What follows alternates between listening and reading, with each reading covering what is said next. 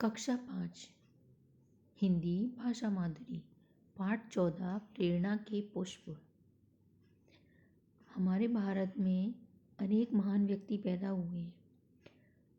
तो इन व्यक्तियों से रिलेटेड कुछ छोटी छोटी बातें हमारे लिए प्रेरणा बन हमारे जीवन में हम उन्हें सुनकर देखकर प्रेरित हो सकते हैं। उनको जो भी उनकी जीवनी है या उनके जीवन से संबंधित घटनाएं हैं वो हमारे लिए एक प्रेरणा का कार्य कर सकती हैं। तो इस चैप्टर में हम 2 स्टोरीज ऐसी पढ़ेंगे जो हमारे लिए प्रेरणा के पुष्प बन सकते हैं। निडर नरेंद्र। सबसे पहली स्टोरी है नरेंद्र के बारे में। स्वामी विवेकानंद के बचपन का नाम नरेंद्र था। वे बचपन से ही बड़े निडर और साहसी थे।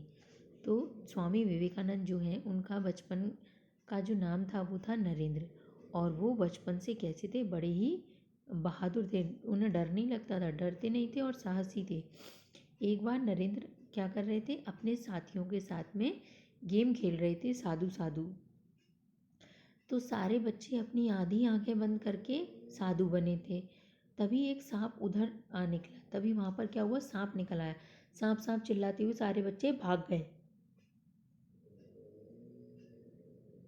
लेकिन बालक नरेंद्र अपने स्थान पर आंखें बंद किए बैठा रहा। जो बालक नरेंद्र था वो जहाँ बैठा था वहीं बैठा रहा और उसकी आंखें बंद ही रहीं। ध्यान का समय पूरा हो जाने पर, जब उनका टाइम पूरा हो गया ध्यान का, तब नरेंद्र ने अपनी आंखें खोली।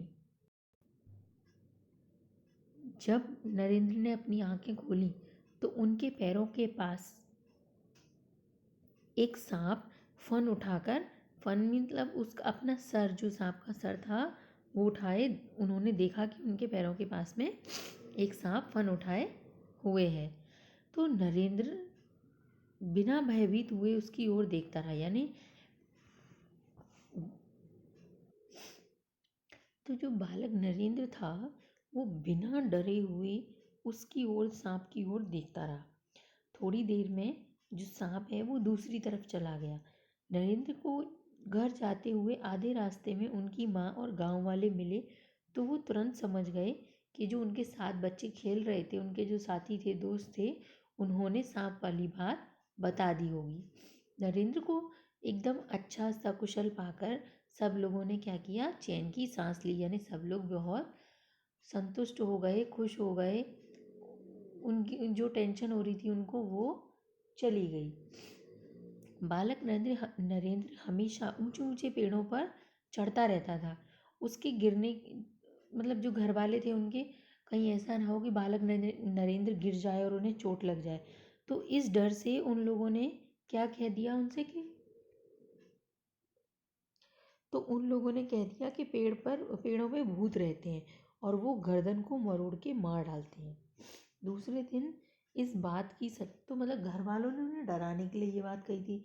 लेकिन जो बालक नरेंद्र था उसने क्या किया, इस बात की सच्चाई को जानने के लिए उन्होंने क्या किया, वो पेड़ पे चढ़ता और क्या कहता, भूत बाबा इस पेड़ पे तुम्हारा वास हो तो मेरे सामने आओ, यह रही मेरी गर्दन। जब कोई सामने ना आया तो नरेंद्र घर आ गया। तो वो ऐसे बोलते थे कि भूत बाबा अगर तुम्हारा घर है इस पे पेड़ पर तो तुम आ जाओ मेरे सामने और मेरी गर्दन ये रही। जब वहाँ से कोई नहीं आया तो नरेंद्र क्या किया, नरेंद्र ने अपने घर चला गया। बड़े होकर भी स्वामी विवेकानंद ने सबको यही सीख दी कि कही सुनी बातों पर तब तक विश्वास न करो जब तक कि स्वयं उसकी परीक्षा न कर लो। तो बालक नरेंद्र जो बड़े होकर स्वामी विवेकानंद बने, उनका क्या मानना था कि दूसरों की कही सुनी बातों पे हमें कभी भी विश्वास नहीं करना चाहिए। हमें विश्वास तब करना चाहिए जब तक कि हम उस बात की स्वयं परीक्षा न कर ले। अमेरिका के शिकागो में हुए विश्व धर्म सम्मेलन में भारतीय विचारधारा की धाक जमा देने वाले स्वामी विवेकानंद ही थे। तो अमेरिका के शिकागो में जो विश्व धर्म सम्मेलन हो रहा था, वहाँ पर भारतीय, हमारी हिंदुस्तान की जो विचारधारा थी उसकी धाक जमाने वाले, यानी वो कौन थे, स्वामी विवेकानंद थे। उन्हें सम्मेलन का सर्वश्रेष्ठ वक्ता घोषित किया गया था। यानी जो भाषण देने वाले होते हैं उनको वक्ता कहते हैं। तो सबसे बेस्ट जो थे वो कौन थे? स्वामी विवेकानंद। स्वामी विवेकानंद अपने गुरु स्वामी रामकृष्ण परमहंस के सबसे प्रिय शिष्य थे। तो जो स्वामी विवेकानंद थे उनके गुरुजी कौन थे? स्वामी रामकृष्ण परमहंस। और जो स्वामी विवेकानंद थे वो उनके प्रिय शिष्य थे। इसमें नेक्स्ट है हमारा महान जननी का वीर पुत्र। भारत की स्वतंत्रता का आंदोलन तेजी पर था। नवयुवकों ने अनेक संगठन बना रखे थे जो दिन रात अंग्रेजी सत्ता को उखाड़ फेंकने में जुटे हुए थे। ऐसे क्रांतिकारी संगठनों के पास जोश तो बहुत था किंतु धन का अभाव था। तो भारत की स्वतंत्रता का आंदोलन यानी भारत की स्वतंत्रता के लिए जो आंदोलन चलाए गए थे वो बहुत ही तेजी पर था, बहुत तेजी से चल रहा था। तो जो वहाँ पर नवयुवक थे, जो नौजवान थे, उन्होंने क्या किया था? बहुत सारे संगठन बना रखे थे और वो दिन रात अंग्रेजी सत्ता यानी अंग्रेज़ों का जो शासन हमारे देश में हो रहा था उसको उखाड़ फेंकने के में जुटे हुए थे। तो इस टाइप के जो क्रांतिकारी थे इनके पास में जोश तो बहुत था पर इनके पास पैसे नहीं थे, पैसे की कमी थी। तो 9 अगस्त 1925 को इन्होंने क्या किया? इनमें से कुछ जो बहुत ही ज़्यादा जोशीले क्रांतिकारी थे उन्होंने काकोरी स्टेशन पर एक रेलगाड़ी जिसमें सरकारी खजाना जा रहा था उसे ही लूट लिया। इस काम के लिए ये जो कांड किया था चोरी वाला, इसके लिए राजेंद्र लाहिड़ी, रोशन सिंह, अशफाक उल्ला खां और राम प्रसाद बिस्मिल को क्या फांसी की सज़ा सुनाई गई थी। तो फांसी से पहले राम प्रसाद बिस्मिल की वृद्धा माँ, तो जो राम प्रसाद बिस्मिल जिनको फांसी की सज़ा सुनाई गई थी उनकी फांसी से पहले उनकी माँ, वृद्धा माँ यानी उनकी बूढ़ी माँ, उनसे क्या हुआ? मिलने के लिए गोरखपुर जेल में पहुंची। माँ को देखकर बिस्मिल की आंखें भर आईं, उनकी आंखों में आंसू आ गए। तो उनकी माँ ने उनके सिर पे हाथ फेरते हुए कहा कि बेटा, तुमसे तो अंग्रेजी सरकार भी थर थर काँपती है, फिर तुम जैसे बहादुर की आंखों में आंसू क्यों आ गए?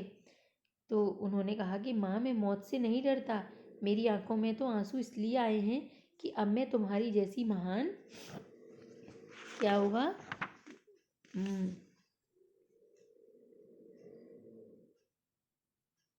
महान जननी के दर्शन फिर न कर पाऊँगा। तो वो जो बिस्मिल थे उन्होंने कहा कि माँ, मैं मौत से नहीं डरता हूँ, मुझे मेरी आंखों में आंसू इसलिए नहीं आ रहे कि मुझे फांसी की सज़ा दी गई है, मैं तो इसलिए रो रहा हूँ, मेरी आंखों में आंसू इसलिए आ गए हैं कि मैं तुम जैसी कौन महान जननी, जननी यानी माँ जो जन्म देने वाली है, तो मैं ऐसी महान माँ के दोबारा से दर्शन नहीं कर पाऊँगा क्योंकि फांसी की सज़ा होगी तो उनको उनकी मृत्यु हो जाएगी। तो उनकी माँ ने कहा कि बेटा, तू तो भारत माँ की आज़ादी के लिए अपने प्राण दे रहा है, छोटी माँ की गोद से निकलकर बड़ी माँ की गोद में जा रहा है।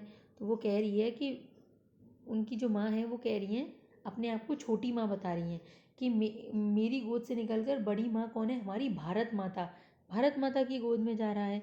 तो वो कह रही हैं कि मुझे तुझ जैसे बेटे पे बहुत ही ज़्यादा गर्व है, तेरा जो ये बलिदान है ये अवश्य रंग लाएगा। जेल से बाहर आकर उसकी वीर माँ ने खादी की धोती से अपनी सजल आंखें पोंछीं। ऐसे महान लोगों की कुर्बानी रंग लाई और भारत को आज़ादी मिली।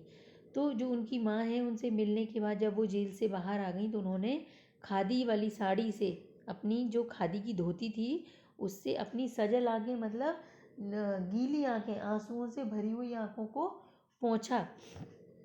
और राम प्रसाद बिस्मिल जैसे अनेक जो महान हमारे लोग थे उनकी मेहनत जो थी, उनकी जो कुर्बानी थी वो बहुत रंग लाई और हमारे भारत को आज़ादी मिली।